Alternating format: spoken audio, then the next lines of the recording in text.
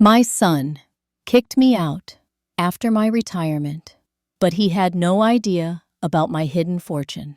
I'm Theresa Wilson, 68 years old, and recently retired after 4 decades of teaching elementary school in Boston.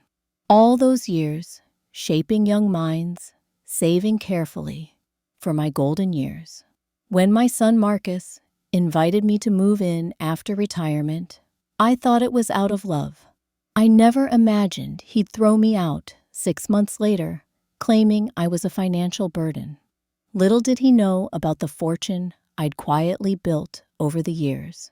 Before I tell you how my own son threw me out of his house, let me know where you're watching from, and hit that subscribe button if you've ever had family let you down. I grew up in a small town just outside of Boston, in a family that knew the value of hard work. My father worked at the local factory for 35 years, and my mother cleaned houses to help make ends meet. They taught me the importance of saving and living within my means from an early age. Always put somethings away for a rainy day, Theresa, my father would say, as he carefully counted out dollar bills for my piggy bank every Sunday. This lesson stuck with me throughout my life, especially during the toughest times. I met my husband Frank during my second year of college.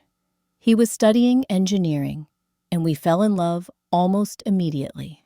After graduation, I began my career as an elementary school teacher, while Frank started working for a construction company.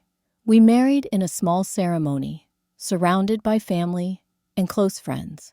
2 years later, our son Marcus was born. Our life wasn't extravagant, but it was fulfilling. Frank and I worked hard, saved what we could, and focused on providing Marcus with opportunities we never had. We lived in a modest 3-bedroom house in a decent neighborhood, and while we weren't wealthy, we were comfortable. Everything changed 15 years ago when Frank was diagnosed with aggressive pancreatic cancer. The doctors gave him 6 months. He fought bravely, but passed away just 4 months after his diagnosis. The medical bills were substantial, even with insurance, and they depleted most of our savings. Standing at Frank's funeral with 20-year-old Marcus by my side, I made a silent promise to myself and to Frank's memory that I would never be financially vulnerable again. After paying off the remaining medical bills, I met with a financial advisor named Barbara Henderson. She was recommended by one of my fellow teachers who had successfully grown her retirement savings. Barbara helped me create a strategy that would allow me to live comfortably while secretly building wealth. I took on extra tutoring jobs after school and during summers. I carpooled with other teachers to save on gas and car maintenance. I learned to repair my own clothes and grew vegetables in my small backyard garden. I clipped coupons religiously and avoided eating out. Every dollar I saved went directly into my investment portfolio. No one knew about my financial strategy, not even Marcus. From the outside, I appeared to be a widowed teacher living modestly within her means, but my investments were performing exceptionally well. Barbara guided me towards stable, dividend-paying stocks, real estate, investment trusts, and municipal bonds that provided tax advantages. Meanwhile, Marcus graduated from college with a business degree and started climbing the corporate ladder at a marketing firm. He met Diane during a business conference, and they married after dating for 2 years. I thought Diane was pleasant enough during the courtship, but after the wedding, she became increasingly distant. Still, I tried my best to maintain a good relationship with her for Marcus's sake. They had 2 beautiful children, Lily and Jake. I treasured being a grandmother and visited whenever I could, though these visits became less frequent as the years passed. Marcus and Diane moved to a larger house in an upscale suburb, and their lifestyle became increasingly lavish. New cars every 2 years, expensive vacations, designer clothes. I worried about their spending habits, but kept my concerns to myself. As for me, I continued teaching and investing. By the time I approached retirement at 68, my secret net worth had grown to just over $2 million. Not a massive fortune by some standards, but substantial for a public school teacher who had started with almost nothing after her husband's death. My retirement ceremony at Franklin Elementary was bittersweet. My colleagues threw me a wonderful party, and many former students attended. Standing in that decorated gymnasium, surrounded by people sharing stories about the impact I'd had on their lives, I felt a profound sense of accomplishment. 40 years of dedicated service had come to an end, and a new chapter was beginning. What I didn't know was how quickly that new chapter would turn dark. The invitation came during my retirement party. Marcus pulled me aside while I was chatting with some colleagues. "Mom Diane and I have been talking," he said, his arm around my shoulder. "We think you should move in with us now that you're retired. That little house must feel awfully empty since Dad passed away." I was surprised by the offer. Marcus and Diane had never shown much interest in having me around before. In fact, most holidays were spent at Diane's parents' home, with me receiving a brief visit either before or after the actual celebration. "That's very thoughtful, honey," I said, genuinely touched. "But I'm quite comfortable in my house. I have my garden and my friends nearby." "Mom, think about it," Marcus insisted. "You wouldn't have to worry about maintenance or bills. Plus, Lily and Jake would love having their grandma around. And honestly, with just your teacher's pension, things might get tight financially." There it was, the assumption that I was barely scraping by on my pension. I'd never corrected this misconception, preferring to keep my financial status private. After a few more conversations and some genuine soul-searching, I agreed to move in with them. The truth was, despite my financial security, I did feel lonely in my house sometimes. The idea of being closer to my grandchildren was appealing, and perhaps this was Marcus's way of reconnecting after the distance that had grown between us over the years. I decided to sell my house, telling Marcus and Diane that I would contribute part of the proceeds to their household expenses. I sold it for $350,000, a considerable increase from what Frank and I had paid for it decades earlier. I gave Marcus and Diane $25,000 as my contribution, secretly investing the rest. The day I moved into their home, Marcus and Diane seemed genuinely happy to have me. They had cleared out a space in their basement, converting it into what they called a mother-in-law suite. It was basically a bedroom with an attached bathroom and a small sitting area. Not exactly prime real estate in their spacious 5-bedroom house, but I was grateful nonetheless. "We thought you'd appreciate having your own space, Mom," Marcus explained. "This way, you can have privacy when you need it." The first few weeks were pleasant enough. I enjoyed spending time with Lily, who was 14, and Jake, who was 12. They were bright, engaging children, though clearly accustomed to getting everything they wanted. I tried to share stories about their father's childhood and about their grandfather, whom they barely remembered. They seemed interested, at least initially. Diane made an effort to include me in meal planning and some household decisions, though I could tell she was uncomfortable having another woman in her space. I tried to be helpful, without overstepping, offering to cook meals occasionally and helping with light housework. But subtle changes began occurring around the 1-month mark.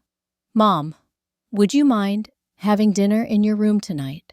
We have some friends coming over, and the dining room will be pretty crowded," Marcus said one evening. This became a pattern. Guests would come over, and I would be politely asked to make myself scarce. Family movie nights in the living room gradually excluded me, with no one explicitly uninviting me, but no one telling me about them either. Then came the comments about finances. "It's so great that Mom can save on rent now," Marcus mentioned to a friend while I was within earshot. "Teacher pensions are barely enough to live on these days." "We're happy to help out," Diane added with a tight smile. "Family takes care of family." I said nothing, but those comments stung. I had never asked for financial assistance. In fact, I had contributed to their household expenses, despite having no obligation to do so. Diane grew increasingly cold toward me. She would sigh loudly when I used the kitchen, implying I was in her way.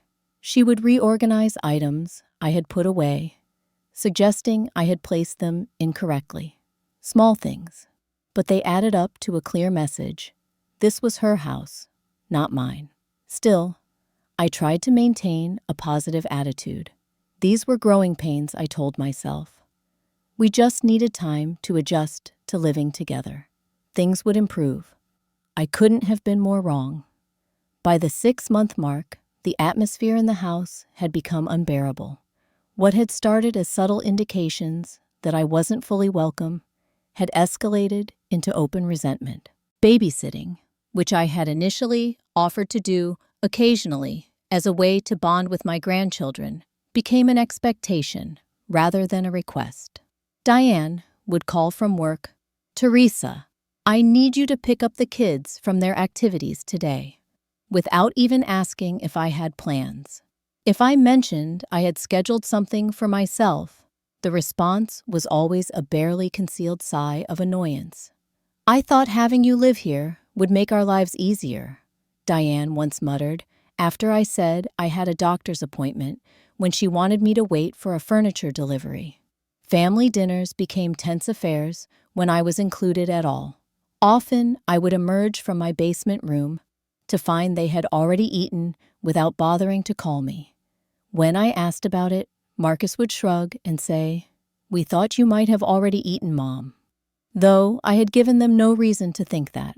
One evening, I overheard an argument between Marcus and Diane. I hadn't meant to eavesdrop, but their raised voices carried down to my room.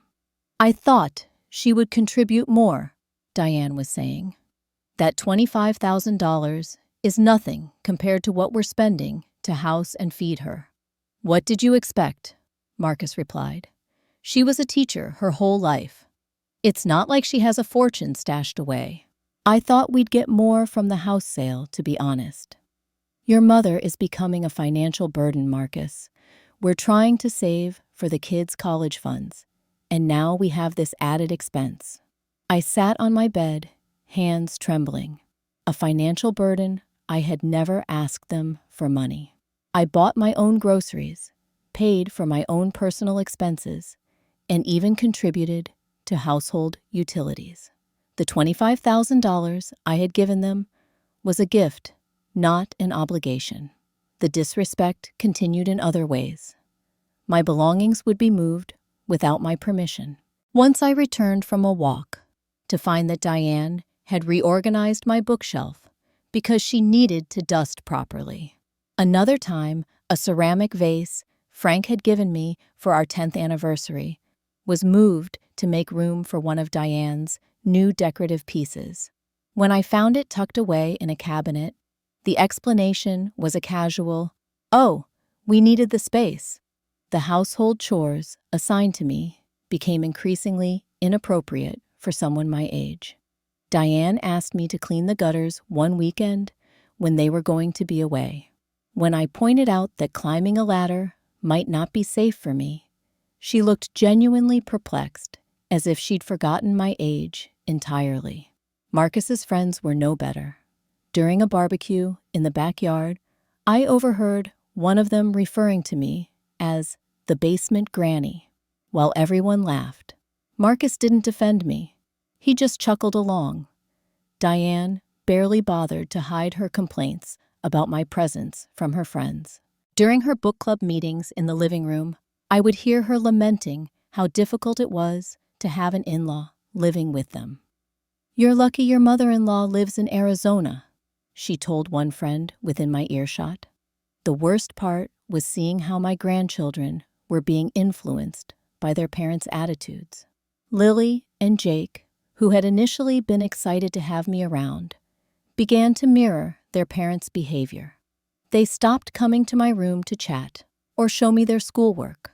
When I asked about their day, their responses became monosyllabic. They had learned that Grandma was someone to be tolerated, not valued. Despite the increasing hostility, I maintained my dignity. I kept my financial situation to myself, occasionally slipping away to take calls from Barbara, my financial advisor, to check on my investments. During these conversations, I would walk to a nearby park, making sure no one from the family could overhear. "Your portfolio is performing exceptionally well, Theresa," Barbara told me during one such call. "The tech stocks we added last year have nearly doubled. You're in an excellent position financially." I thanked her for the update, knowing that my net worth had now grown to well over $2 million. The irony of being treated as a financial burden while secretly being a millionaire was not lost on me. But I wasn't ready to reveal my true financial status. Not yet. I was waiting, though I didn't know for what. Perhaps I was holding out hope that things would improve naturally. Perhaps I was afraid that revealing my wealth would only change how they treated me without addressing the underlying lack of respect. Or perhaps I just wanted to see how far they would go in their mistreatment of the woman who had given birth to and raised their husband and father. I would soon find out. The breaking point came during a family gathering to celebrate Diane's brother Tom's 45th birthday. They had hosted the party at their house, and for once, I was not asked to stay in my room. However, I suspected this was only because it would have been difficult to explain my absence to extended family members who might ask questions. During dinner, Tom proudly announced that he and his wife had just purchased a vacation home in Cape Cod. "We close next month," he said, raising his glass. "Everyone's welcome to come stay with us this summer." The table erupted in congratulations and excited chatter about beach vacations. I smiled politely, happy for Tom and his family. After the guests left, Marcus, Diane, and I were cleaning up the kitchen. The atmosphere was tense, as it often was when we were alone together. "Must be nice to afford a second home," Marcus said suddenly, aggressively, placing dishes in the dishwasher. "Some of us have too many financial responsibilities to indulge like that." Diane shot him a look. "Tom and Sharon have always been good with money," she said, "and they don't have the same obligations we do." The way she glanced in my direction made her meaning crystal clear. I was the obligation they were referring to. I continued wiping the counter, determined not to take the bait. But Marcus wasn't finished. "You know, Mom," he said, turning to face me directly, "when you moved in, we thought it would be temporary. Just until you found a more suitable living arrangement." I stopped wiping. "This is the first I'm hearing of that, Marcus." "Well, it's been 6 months," he continued, his voice rising. "Diane and I have been talking, and we think it's time for you to look into senior living options. Something within your budget, of course." I felt as though I'd been slapped. "Are you asking me to move out?" "We're just saying," Diane interjected smoothly, "that this arrangement isn't working long term. The kids need their space, and frankly, so do we." "I see," I said, struggling to keep my voice steady. "And how soon would you like me to leave?" Marcus and Diane exchanged glances. "We think 2 weeks is reasonable," Marcus said. "That should give you enough time to find somewhere affordable. There's a senior apartment complex across town that has subsidized units for people on fixed incomes like yourself." The casual cruelty of his assumption that I would need subsidized housing stunned me into silence.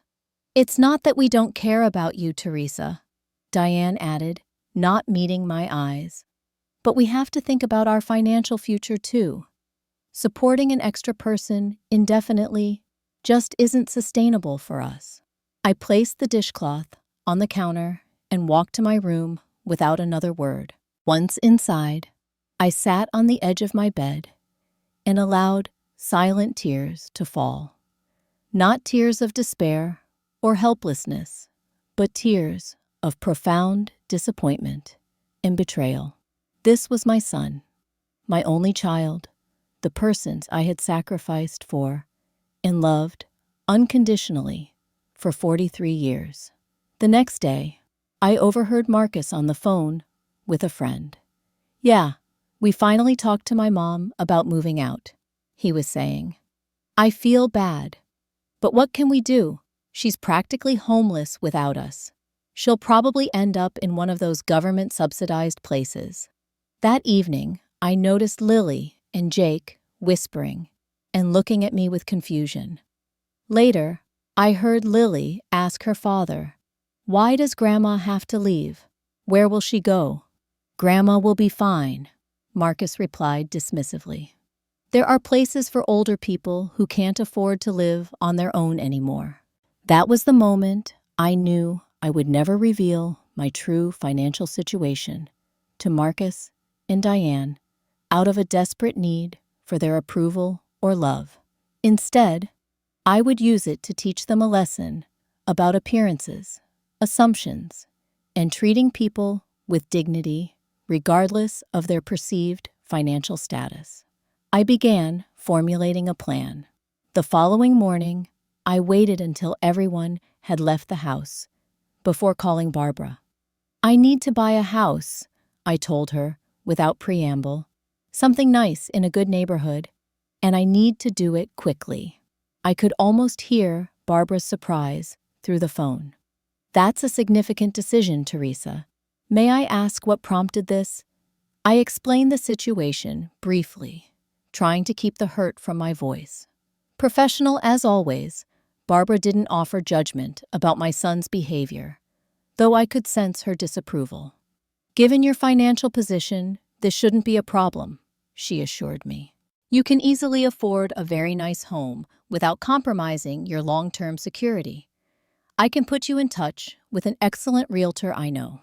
By that afternoon, I was meeting with Janet Blackwell, a real estate agent specializing in upscale properties. I explained my situation and my timeline. 2 weeks is tight for closing," she admitted, "but not impossible with a cash offer. Let's find you something special." Over the next 3 days, while Marcus and Diane were at work and the children at school, Janet showed me several properties. I was particularly drawn to a beautiful 4-bedroom colonial-style house in Oak Ridge Estates, an upscale neighborhood just 15 minutes from Marcus's home. The irony of its location wasn't lost on me. The house was everything I had secretly dreamed of over the years while living frugally.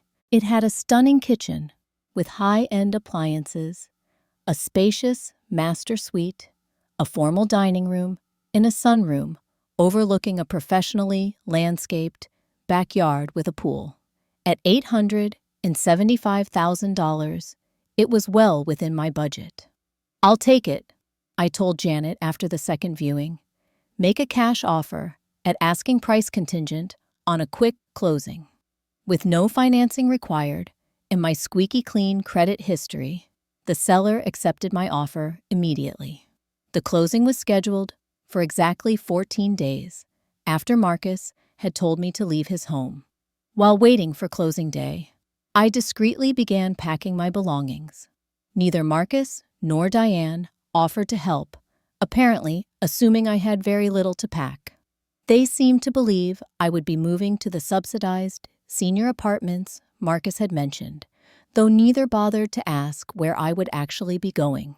"Have you figured out your living situation, Mom?" Marcus asked perfunctorily one evening, barely looking up from his phone. "Yes, everything's arranged," I replied simply. He nodded, apparently relieved that he wouldn't have to get involved in the details. Good, good. I contacted a moving company and arranged for them to come on my final day. I also reached out to my one true friend, Gloria, who had been my confidant throughout this ordeal and was one of the few people who knew about my financial status. I can't wait to see their faces when they find out, Gloria said during a lunch meeting. Are you sure you don't want me there for moral support? I shook my head. This is something I need to handle on my own. But I'd love for you to come to see the house after I'm settled. They don't deserve you, Theresa, she said, squeezing my hand. They never did. The day before closing, I booked a suite at the Four Seasons Hotel in downtown Boston. I would stay there for 3 days while waiting for my new furniture to be delivered and set up in my new home. I had already ordered everything online, working with an interior designer recommended by Janet. On moving day, Marcus and Diane were both conspicuously busy. Marcus mumbled something about an important meeting as he rushed out the door. Diane mentioned errands she absolutely couldn't postpone. Neither offered to help load my few boxes into the moving company's truck. Only Lily and Jake came to say goodbye, looking uncomfortable and confused. Where are you going, Grandma? Jake asked, his 12-year-old face scrunched with concern. I'm moving to my new place, sweetheart, I told him, hugging him close. You'll come visit me soon. Promise? Lily asked, and for a moment I saw genuine sadness in her eyes. I promise, I assured her. In fact, tell your parents I'd like all of you to come see my new place next Saturday. I'll text your dad the address. As I was about to leave, Marcus finally appeared, looking harried and uncomfortable. So you're all set then? He asked, glancing at his watch. Yes, all set, I replied calmly. Listen, Mom, he began awkwardly. I hope there are no hard feelings about this. It's just that our financial situation. I cut him off gently. I understand, Marcus, more than you know. Would you and your family come visit my new place next Saturday, around 2 o'clock? He hesitated clearly, not enthusiastic about the idea of visiting what he presumed would be a depressing senior apartment. It would mean a lot to me, I added. Sure, Mom, he finally agreed. Text me the address. With that, I walked out of my son's house, my head held high, already looking forward to Saturday's revelation. For the next 3 days, I immersed myself in creating my dream home. The interior designer Sophia was a godsend, helping me select furniture, artwork, and decor that perfectly reflected my taste. We want elegance without ostentation, I told her during our first meeting at my hotel suite. Something that says successful, but not showy. Sophia understood perfectly. We selected a tasteful mix of contemporary and traditional pieces in warm, inviting colors. For the living room, we chose a plush sectional sofa in a rich blue, accented with gold throw pillows. The dining room featured a solid walnut table that could seat 10 people, perfect for entertaining. Let's make the master bedroom extra special, Sophia suggested. After all, this is your sanctuary.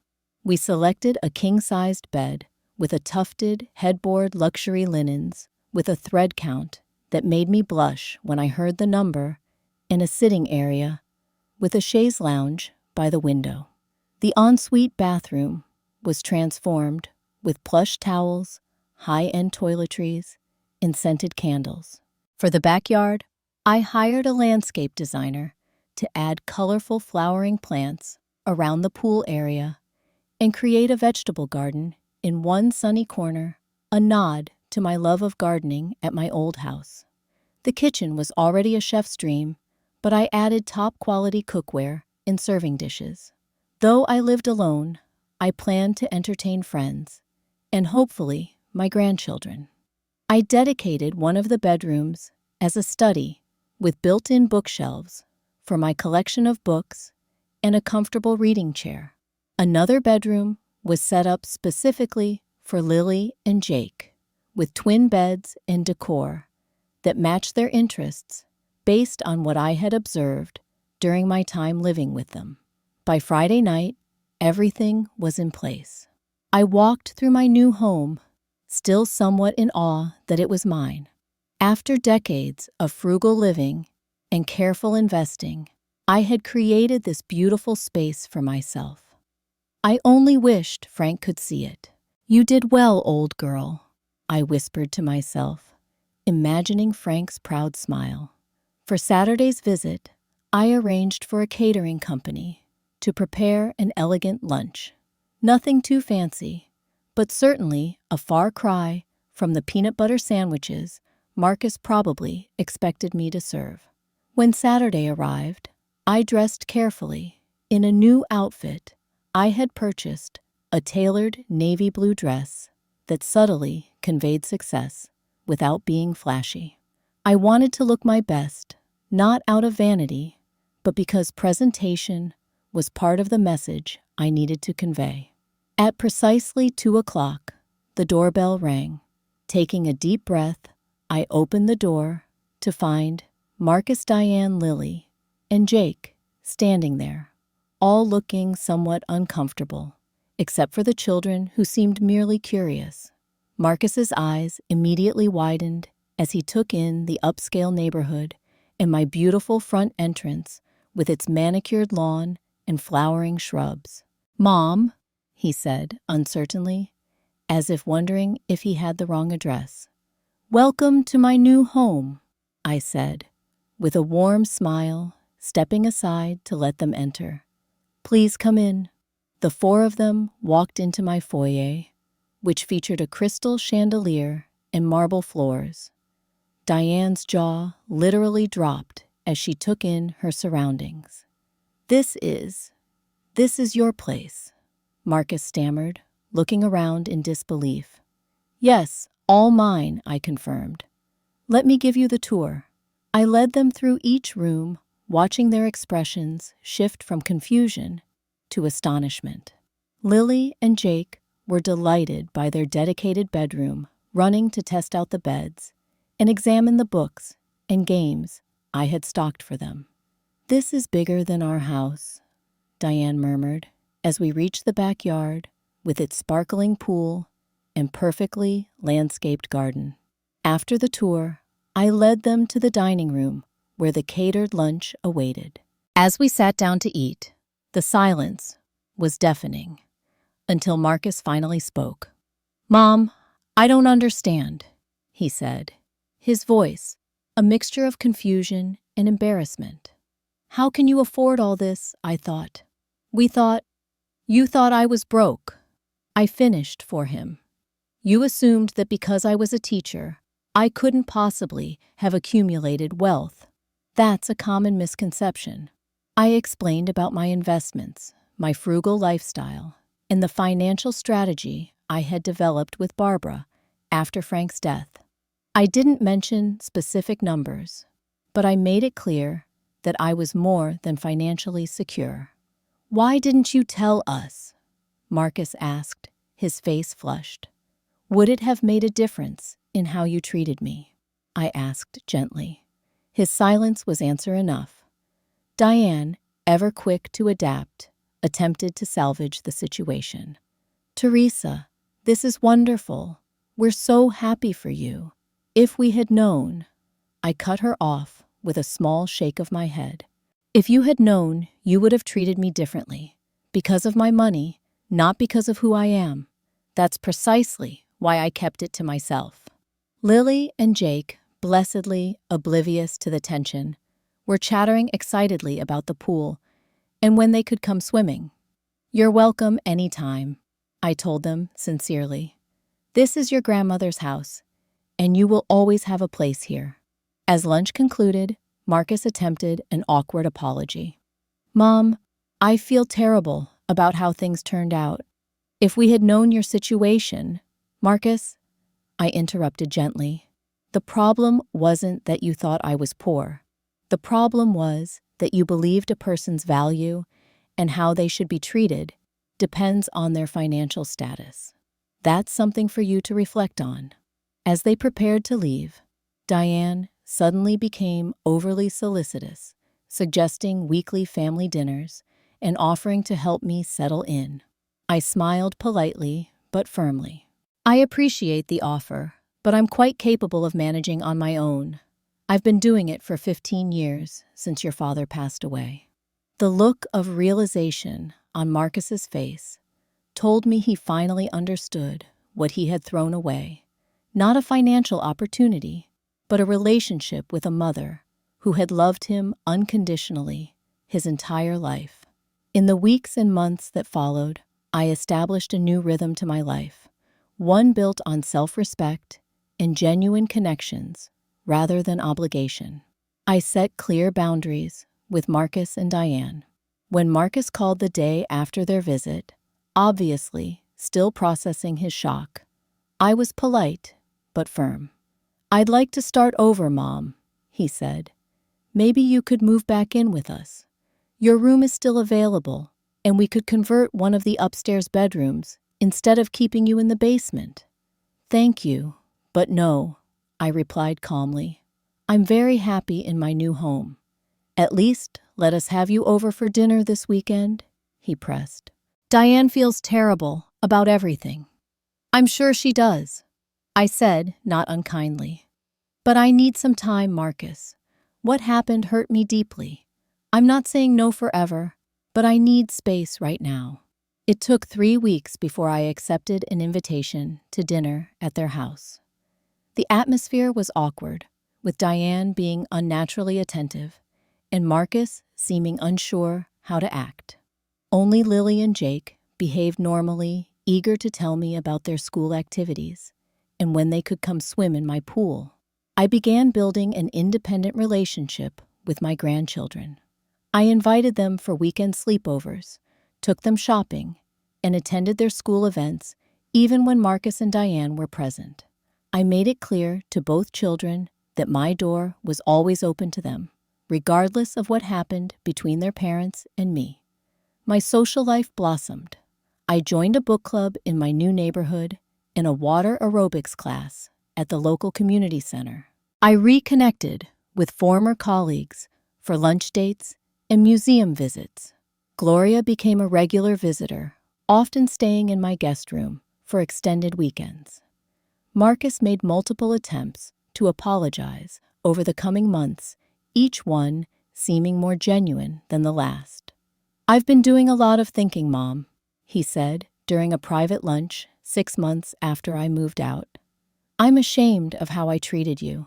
It wasn't just about the money. I let Diane influence me too much, and I forgot the most important thing." "Which is?" I asked. "That you're my mother, the woman who raised me, who was always there for me. I took you for granted, and worse, I disrespected you. I can't take that back, but I want you to know how sorry I am." I believed his remorse was genuine, but forgiveness is a process, not an event. I was working on it day by day, learning to forgive without forgetting to move forward, without glossing over the past.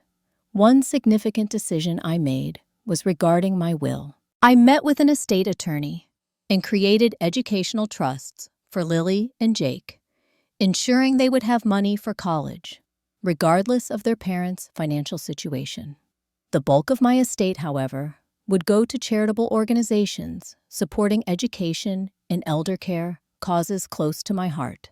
I told Marcus about this decision during one of our conversations. "I think that's fair," he said, surprising me with his maturity. "I don't deserve your money, Mom. I just want to rebuild our relationship." That statement, more than anything else, gave me hope that my son might eventually become the person I had raised him to be. I also found purpose in new activities. I began volunteering at a senior center, teaching financial literacy classes to older adults. Many of them were in situations similar to what Marcus had assumed was my reality, struggling to make ends meet on fixed incomes. I shared strategies for budgeting, saving, and making the most of limited resources, though I never revealed my own financial status to them. "You've been such a blessing to our community," the center director told me after one particularly well-attended class. "These folks trust you because you speak their language." My new home became a gathering place for friends, and increasingly, for family. Lily and Jake loved spending time with me, especially during the summer months when they could use the pool. They brought friends over, occasionally, proudly showing off their cool grandma's house. My relationship with Diane remained cordial, but distant. I sensed that she still felt embarrassed about how she had treated me. But unlike Marcus, she never offered a direct apology. I didn't push for one. Some relationships are better kept at a comfortable distance. As my first year in my new home came to a close, I hosted a small dinner party for my closest friends, including Gloria and a few former colleagues. Marcus and his family were also invited, and to my surprise, they all attended and seemed genuinely happy to be there. After dinner, as we were enjoying coffee and dessert on the patio, Marcus raised his glass in an impromptu toast. "To my mother," he said, his voice thick with emotion, "who taught me the hardest lesson I ever had to learn, that true wealth has nothing to do with money and everything to do with how you treat the people you love." I felt a sense of peace wash over me as I looked around at the faces of those gathered at my table. My journey had been painful at times, but it had led me to this moment of clarity and contentment. The greatest wealth I had discovered wasn't the money in my accounts or even the beautiful home I now enjoyed. It was the self-respect I had maintained throughout my ordeal, the wisdom I had gained, and the genuine relationships I had either preserved or built anew. As I went to bed that night in my beautiful master suite, I thought about how far I had come from that basement room in Marcus's house. The physical distance was minimal, just 15 minutes by car, but the emotional distance was immeasurable. I had traveled from dependence to independence, from being undervalued to being respected, from hurt to healing. In the end, my secret fortune had revealed not just my financial status, but also the true character of those around me. And more importantly, it had revealed my own strength, resilience, and capacity for both setting boundaries and offering forgiveness. I hope my story has touched your heart and perhaps inspired you to reflect on your own family relationships. Have you ever been underestimated by loved ones? How did you handle it? Please share your experiences in the comments below. And if you found value in my story, please hit the like button and subscribe to hear more real-life experiences from people like me. Remember, sometimes the most powerful statement you can make is simply living well. Thank you for listening, and may you find the strength to stand tall in your own truth, whatever that may be.